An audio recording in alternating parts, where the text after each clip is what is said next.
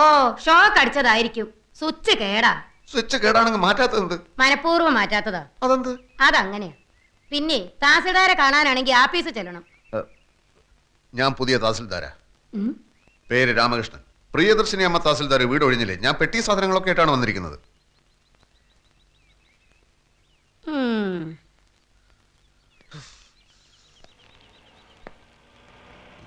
പെട്ടികൾ ഇറക്കട്ടെ സാർ. ഞാൻ പറയാടോ. വീട് ഒഴിപ്പിക്കാൻ വന്ന മഹാനാരാ? ഞാനാ ഇപ്പോഴും ഇവിടുത്തെ തഹസിൽദാർ. പ്രിയദർശിനി അമ്മ? അമ്മയും ചേച്ചിയൊന്നുമല്ല. യെസ്, പ്രിയദർശിനി. മേഡം ഇത്ര ചെറുപ്പാണെന്ന് ഞാൻ അറിഞ്ഞില്ല. അതിവിടെ പ്രസക്തമായ ഒരു കാര്യമില്ല. തൽക്കാലം ചാർജ് ഒഴിയാൻ ഞാൻ തീരുമാനിച്ചിട്ടില്ല. അതുപോലെ തന്നെ ഈ വീടും. എന്നെ ഇവിടെ പോസ്റ്റ് ചെയ്തിരിക്കുകയാണ് മേഡം. ഒരു കസേരയിൽ 2 പേർക്ക് ഇരിക്കാൻ ബുദ്ധിമുട്ടായിരിക്കും. മേഡത്തിന് ഇവിടുന്ന് ട്രാൻസ്ഫറും എനിക്കിവിടെ പോസ്റ്റിംഗും. എന്റെ ട്രാൻസ്ഫറിന്റെ കാര്യം നിങ്ങളല്ലല്ലോ തീരുമാനിക്കേണ്ടത്. എന്റെ പോസ്റ്റിംഗിന്റെ കാര്യം എനിക്ക് തീരുമാനിക്കാമല്ലോ. ബോർഡിലുള്ള പ്രമാണിമാർക്ക് നിങ്ങളുടെ പോസ്റ്റിംഗിനേക്കാൾ പ്രധാനം എന്റെ ട്രാൻസ്ഫർ ആണെന്ന് എനിക്കറിയാം. അധികാരികളുടെ വിടുപണി ചെയ്യാൻ പ്രിയദർശിനി കിട്ടില്ലെന്ന് മനസ്സിലായപ്പോ കൂടുതൽ സംസാരിക്കാൻ എനിക്ക് താല്പര്യമില്ല. പെട്ടിയിൽ ഇറക്കാറായോ?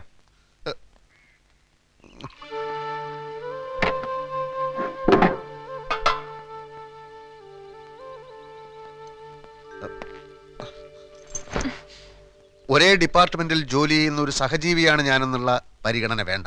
ഞാനൊരു മനുഷ്യജീവിയല്ലേ. എനിക്ക് പറയാനുള്ളത് മുഴുവൻ പറഞ്ഞു തീരും മുമ്പ് മുഖത്തടിച്ചതുപോലെ വാതിൽ കൊട്ടിയടച്ചത് ധിക്കാരമാണ്. ഇവിടെ റവന്യൂ ബോർഡുണ്ട്, ഈ ഡിസ്ട്രിക്റ്റിൽ ഒരു കലക്ടറുണ്ട്, സംസ്ഥാനത്ത് വകുപ്പ് മന്ത്രിയുണ്ട്, ഭരണകൂടമുണ്ട്. കേവലം ഒരു തഹസിൽദാരായ നിങ്ങൾ എന്നെ പേടിപ്പിക്കാൻ നോക്കുകയാണോ? ഞാൻ ടാക്സി പിടിച്ച് പെട്ടി സാധനങ്ങളുമായിട്ടാണ് വന്നിരിക്കുന്നത്. 1/2 മണിക്കൂർ സമയം തരുന്നു. അതിനു മുമ്പ് വീട് ഒഴിഞ്ഞില്ലെങ്കിൽ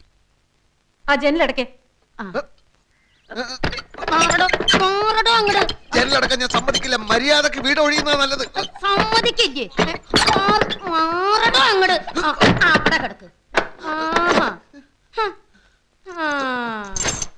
പെണ്ണുമ്പിള്ളേ, എന്റെ ദേഷ്യം കൂടും തോറും നിങ്ങൾക്ക് ഉണ്ടാവാൻ പോകുന്ന ഭവിഷ്യത്തിന്റെ ആക്കം കൂടുകയുള്ളൂ എന്ന് മനസ്സിലാക്കുന്നത് നന്നായി.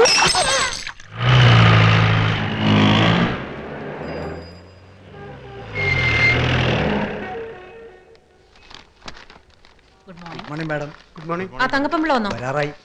അപ്പൊ വന്നില്ല? വന്ന ഉടനെ എന്നെ കാണാൻ പറയൂ. ഓ,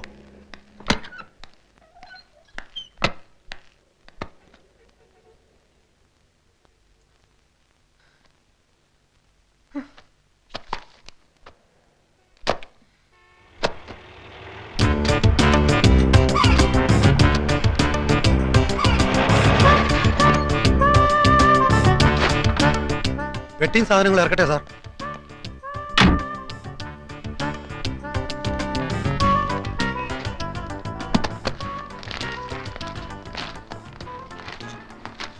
തഹസിൽദാർ അകത്തുണ്ടോ? എന്താ കാര്യം?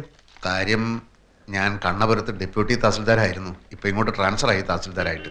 ആ സാർ ഇരിക്കൂ. ഇരിക്കണമെന്നില്ല, ഞാൻ മേഡത്തിനെ ഒന്ന് കാണട്ടെ. ആളെത്തിയല്ലോ അല്ലേ? സർ, അതാണ് മുറി.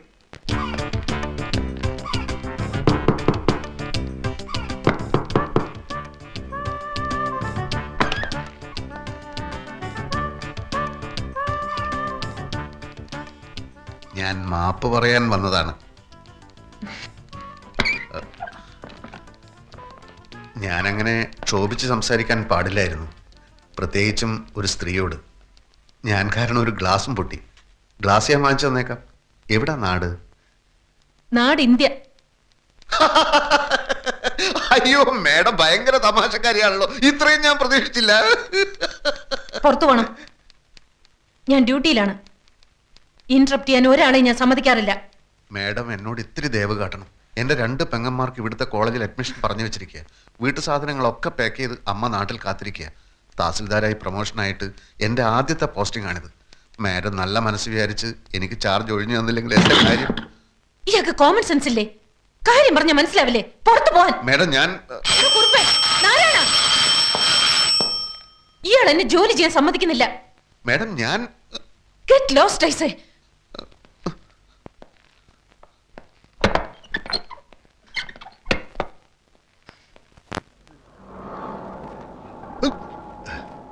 പെട്ടിയും സാധനങ്ങളൊക്കെ ഇറക്കട്ടെ സാർ. ഇയാൾ പെട്ടിയ സാധനങ്ങൾ ഇറക്കി തീയിലിട്ട് ചുടറോ?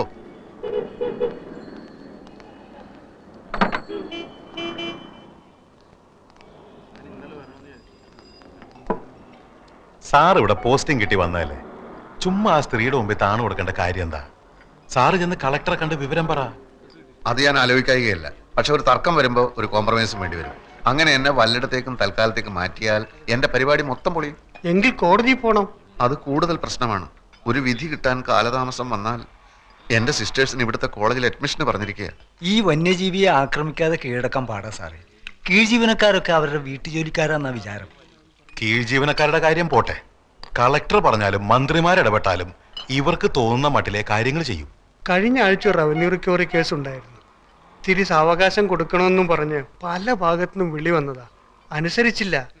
ഫൈറ്റ് ചെയ്യാൻ സാറ് റെഡിയാണെങ്കിൽ ഞങ്ങളൊക്കെ സാറിന്റെ പുറകിലുണ്ട്. ഈ സത്വ ഏത് നാട്ടുകാരിയാ?